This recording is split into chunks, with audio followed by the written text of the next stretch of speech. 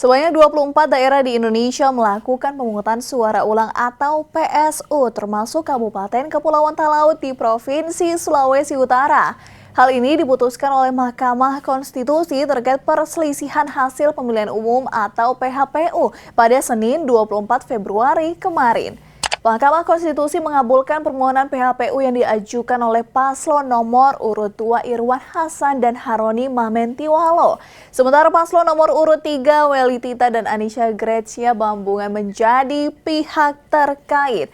Mahkamah menilai dalil pemohon mengenai politik uang di Kecamatan Esam beralasan menurut hukum. Hal ini dilihat dari bukti video adanya money politik, berupa pembagian uang yang dilakukan secara terang-terangan hingga keterlibatan ASN serta sejumlah pejabat. Dalam amar putusan, MK memerintahkan KPU Kepulauan Talaut untuk melakukan PSU di seluruh TPS di Kecamatan Esang selambat-lambatnya 45 hari sejak putusan tersebut dibacakan.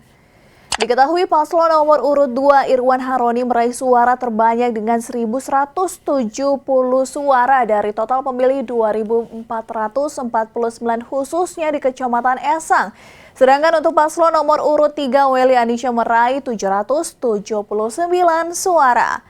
Sementara untuk keseluruhannya, KPU Kabupaten Talaut menetapkan paslon Weli Anisha menjadi pemenang pilkada dengan meraih 20.813 suara dari 4 paslon yang ada. Disusul paslon Irwan Haroni yang meraih 20.068 suara atau terpaut 745 suara. Yaitulah sengketa pemilu yang diajukan ke MK oleh paslon Irwan Haroni terhadap paslon Weli Anisha dengan PHPU politik uang yang berujung PSU, khususnya di Kecamatan Esang, Kabupaten Talaut.